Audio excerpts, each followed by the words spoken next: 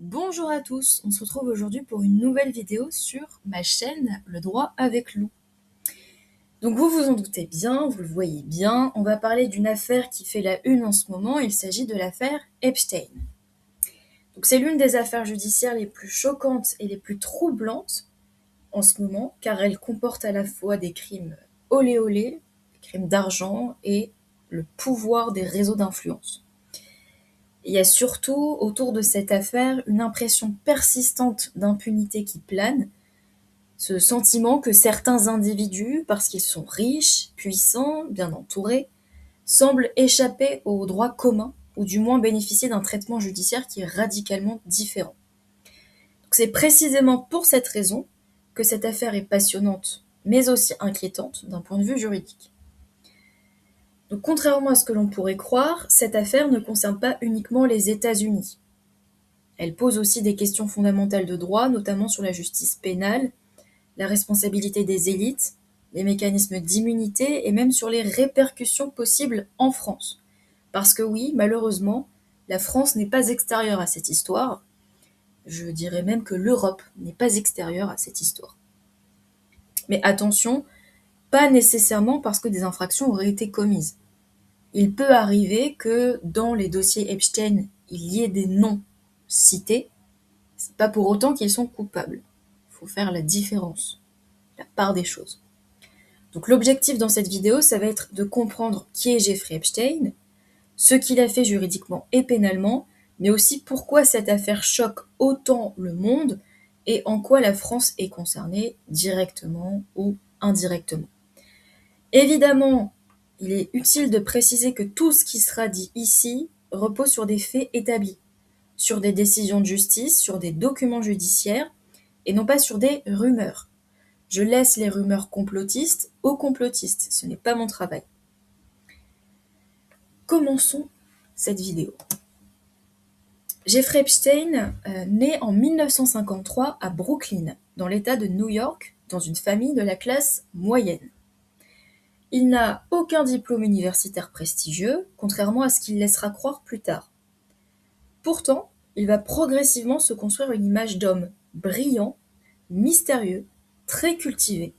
Il va se présenter comme un génie des mathématiques, un esprit brillant, capable de discuter aussi bien de finance que de science ou de philosophie. D'un point de vue sociologique et juridique, c'est très intéressant parce que Epstein va bâtir une fausse crédibilité sociale, une légitimité symbolique, qui va lui permettre d'entrer dans des cercles extrêmement fermés. Il va comprendre très tôt une chose essentielle, c'est que dans les milieux de pouvoir, l'apparence de compétence compte parfois plus que la compétence elle-même. Dans les années 70, il devient professeur de mathématiques dans un lycée privé d'élite. Déjà, on peut s'interroger, comment un homme sans diplôme universitaire reconnu peut-il accéder à ce type de poste? Mais ce n'est pas tout, il va entrer dans la finance, sans formation classique. Il va travailler notamment pour la banque Bear Stearns, une institution financière majeure à l'époque.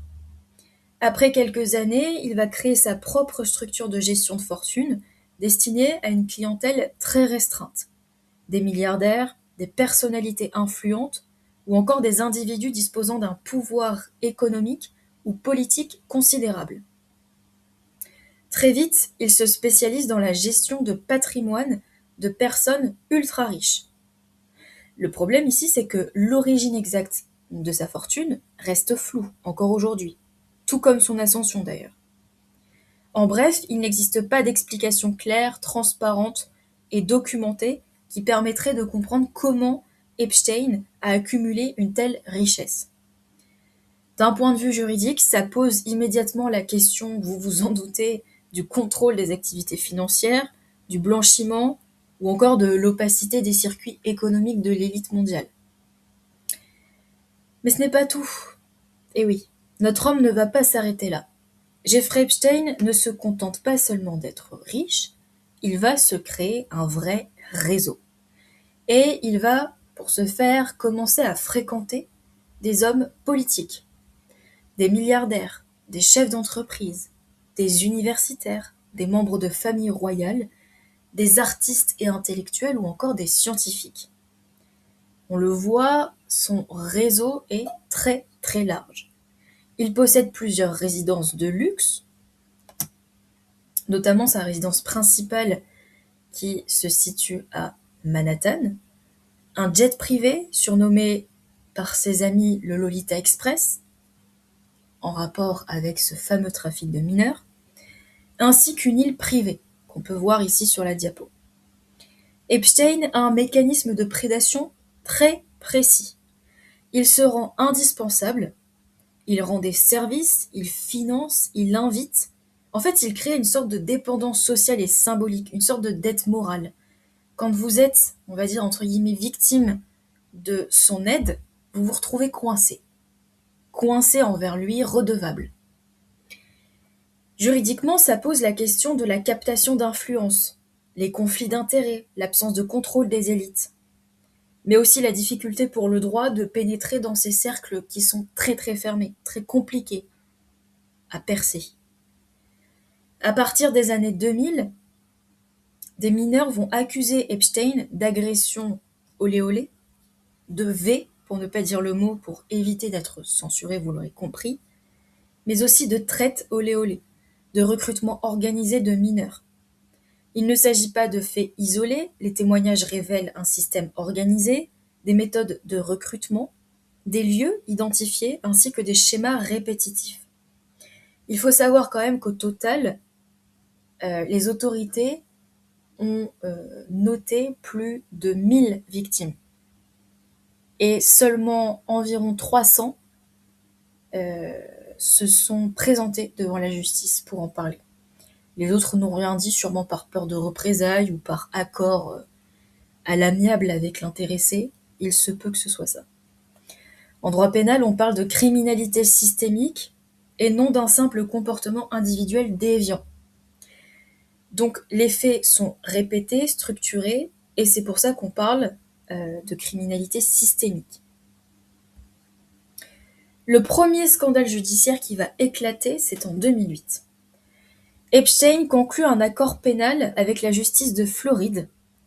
Résultat, il va bénéficier d'une peine extrêmement légère, d'une détention aménagée, d'une possibilité de sortir de prison plusieurs heures par jour, mais aussi et surtout d'une immunité pour de nombreux complices potentiels. Évidemment, ça va créer un scandale juridique majeur car les victimes n'ont pas été informées correctement, leur droit à participer à la procédure est complètement bafoué, le principe d'égalité devant la justice est clairement mis à mal. En droit pénal, on parle d'atteinte aux droits des victimes, de détournement de procédure et de rupture manifeste de l'égalité devant la loi. Donc en fait, là, je suis en train d'essayer de mettre des mots juridiques sur ce que je vous explique. J'espère que c'est assez clair, vous me direz ça en commentaire. Ce n'est pas tout. En 2019, Epstein est de nouveau inculpé au niveau fédéral. Il est placé en détention provisoire et mourra officiellement par suicide dans sa cellule. D'un point de vue juridique, sa mort empêche tout procès, toute audition complète des témoins, ainsi que l'établissement judiciaire des responsabilités. En bref, il a disparu pile au bon moment, j'ai envie de dire, puisqu'il n'y a aucune reconnaissance judiciaire des faits. Juridiquement, l'action publique s'éteint avec le décès, mais les actions civiles, elles, restent possibles. Les conséquences juridiques à l'international, c'est qu'après sa mort, de nombreuses victimes vont engager des actions civiles, notamment contre ses complices présumés et contre sa succession.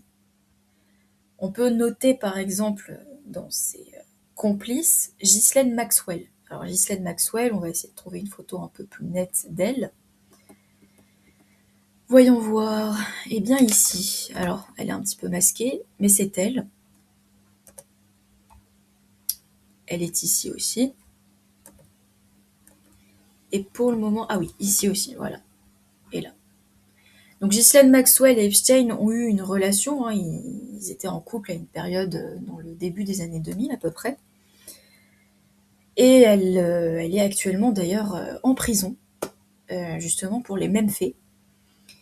Donc elle a clairement été établie comme complice, et il n'y a pas qu'elle évidemment, hein, parce qu'on voit...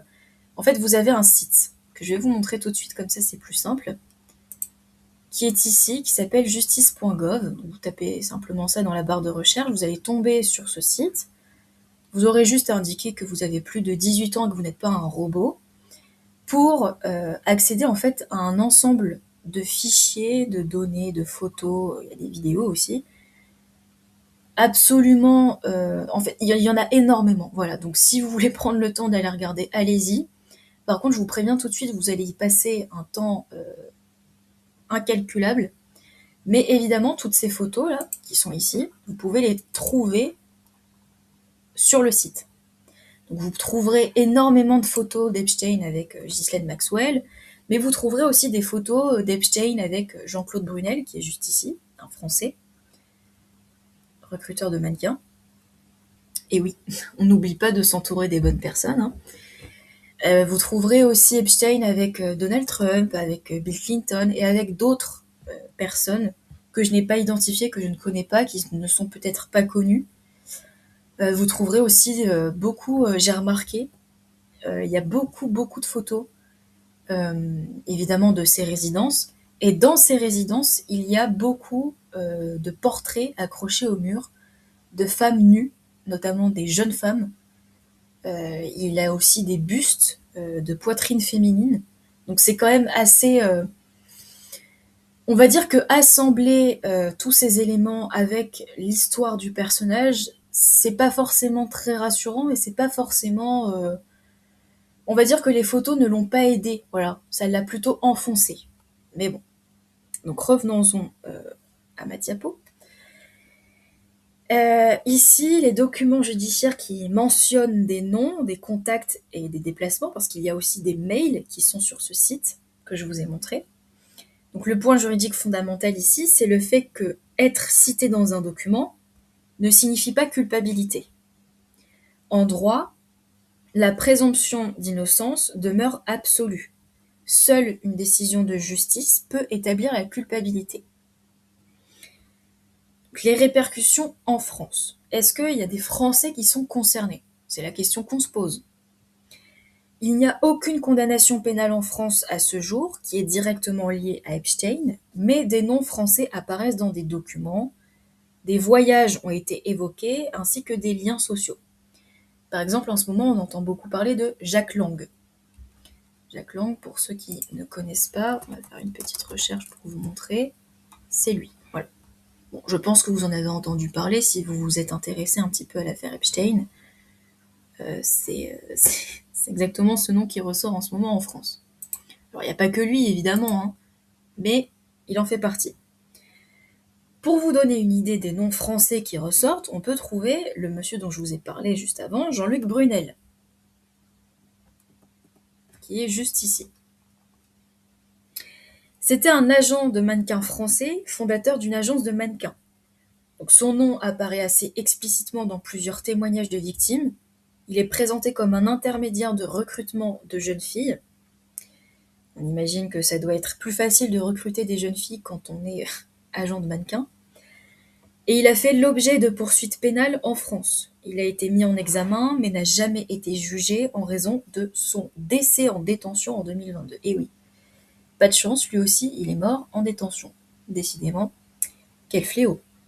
Donc ici aussi, aucune condamnation définitive, mais on va dire quand même qu'il y a une condamnation judiciaire distincte, contrairement aux autres noms français évoqués. Et d'ailleurs, si vous allez sur le site justice.gov, vous verrez vraiment beaucoup de photos d'Epstein et de Jean-Claude Brunel en vacances, passant de bons moments ensemble, avec Ghislaine Maxwell évidemment. J'ai envie de dire que c'est un petit peu le trio inséparable. On retrouve aussi des personnalités françaises issues de milieux politiques, culturels ou économiques dans certains documents rendus publics. Par exemple, vous pouvez retrouver le nom d'Emmanuel Macron, cité par Anne de Rothschild. C'est un exemple. Ça ne veut pas pour autant dire qu'il y a culpabilité. Donc des noms notamment issus de procédures civiles américaines, des personnalités françaises qui sont mentionnées, mais uniquement comme des invités à des événements, ou comme contacts dans des carnets d'adresses, ou comme personnes croisées dans des contextes mondains. La raison juridique de leur présence dans les documents est liée à la sociabilité et non pas à la criminalité, comme je vous l'expliquais. Ce n'est pas parce qu'un nom apparaît qu'il est forcément lié à une affaire criminelle. Qu'on s'entende là-dessus. Mais pourquoi ces noms apparaissent? Epstein fréquente des cercles internationaux très fermés, il participe à des dîners, à des conférences, à des événements caritatifs et à des réunions mondaines. Certains documents évoquent des déplacements en Europe, des séjours à Paris ou encore sur la Côte d'Azur, des rencontres internationales, ce qui peut laisser penser qu'il a sûrement établi des liens sociaux un peu partout en Europe. En fait, ces noms apparaissent parce que les procédures civiles américaines sont très très larges et aussi parce que, vous l'aurez compris, les juges ont ordonné la déclassification de documents parce que le standard de preuve en matière de mention est très faible et aussi parce que la justice distingue le contexte rationnel de la responsabilité pénale. En somme, certains noms français apparaissent dans des documents judiciaires non pas parce qu'ils auraient commis une infraction, mais parce que Jeffrey Epstein évoluait dans des cercles internationaux qui mêlaient finance, politique et culture. C'est pour ça qu'il y a énormément de noms qui ressortent, parce que il a pu citer ces noms-là dans des mails, en parler, mais pas forcément parce qu'il y a une implication directe. En ce qui concerne la compétence de la justice française, la France pourrait être compétente si une victime est française. Il s'agit alors de la compétence personnelle passive, c'est comme ça qu'on l'appelle. Si un fait a été commis sur le sol français ou si un ressortissant français est auteur ou complice. Et là, il s'agirait de la compétence personnelle active. Cependant, pour qu'il y ait une poursuite en France, il y a plusieurs obstacles à dépasser, car ils empêchent une poursuite en France, notamment la prescription, les difficultés probatoires, le décès de l'auteur principal et certains faits commis à l'étranger.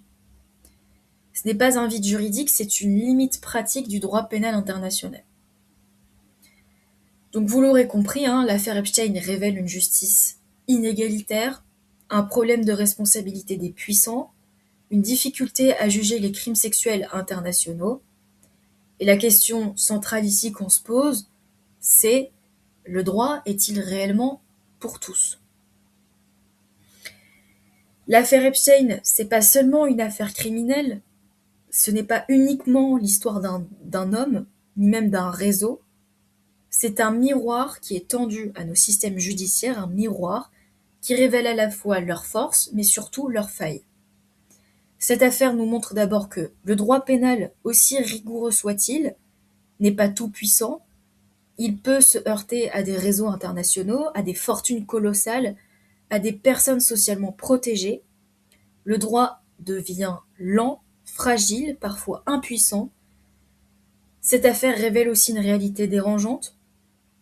La justice n'est pas toujours rendue dans les mêmes conditions selon le statut social des justiciables.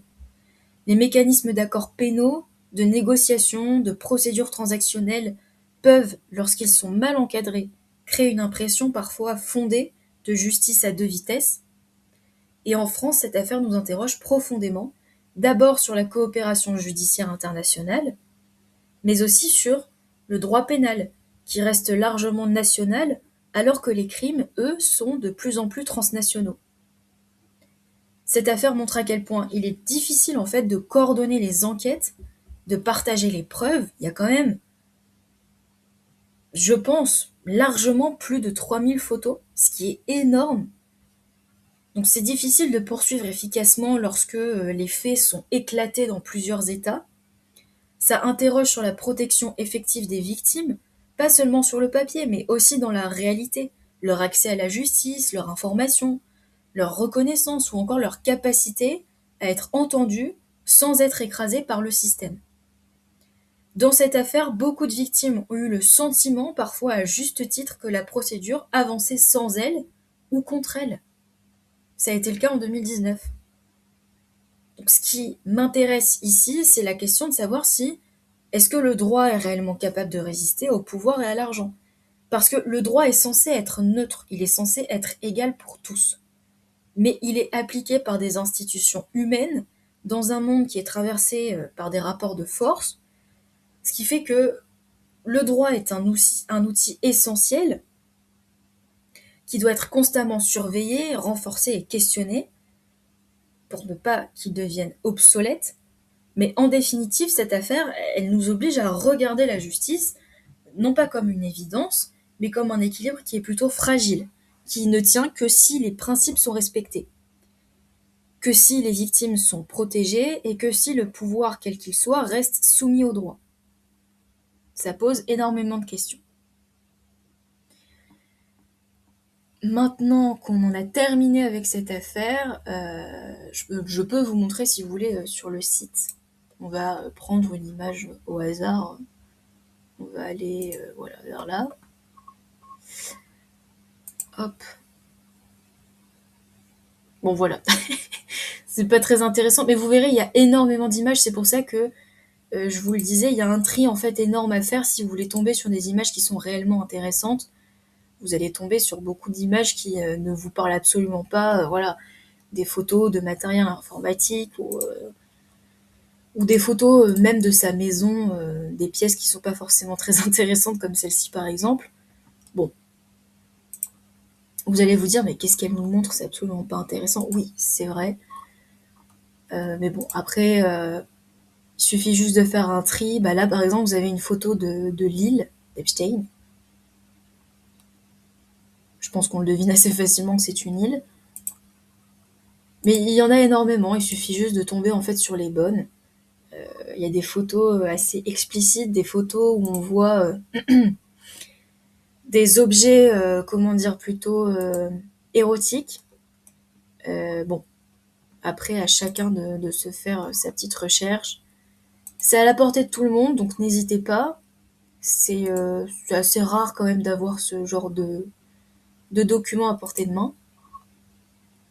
Donc voilà, ça vous donne un peu une idée. Hein, celle-ci, on l'a déjà vue. Ça vous donne une idée de ce qu'on peut y trouver. Voilà. Pas forcément, hein, comme je vous le disais, il n'y a pas forcément des choses accablantes. Du matériel de BTP, rien d'extraordinaire. Mais au moins, ça montre. C'est d'ailleurs grâce à ces images en fait que je me suis rendu compte que sa résidence principale à Manhattan est extrêmement grande. Je crois, il me semble, d'après les recherches que j'ai faites, qu'elle s'étend sur 7 étages et il y aurait une quarantaine de pièces. Donc c'est absolument gigantesque. Il a une pièce pour tout. Là, vous voyez, par exemple, c'est une des pièces soit de son île, soit de son manoir. Bon, évidemment, il avait plusieurs résidences, hein, donc vous imaginez bien que le FBI, qui a dû prendre des photos de chaque résidence, y a passé un temps incroyable. Bon, voilà. Ça vous donne une idée à peu près de ce qu'on y trouve. Pour moi, la vidéo va s'arrêter là. N'hésitez pas à commenter, à partager, à liker, à me dire ce que vous en avez pensé, à me faire des retours parce que c'est important. Et n'hésitez pas aussi à vous abonner au compte Insta qui porte exactement le même nom que la chaîne YouTube. Sur ce, je vous dis à bientôt, bonne semaine, prenez soin de vous.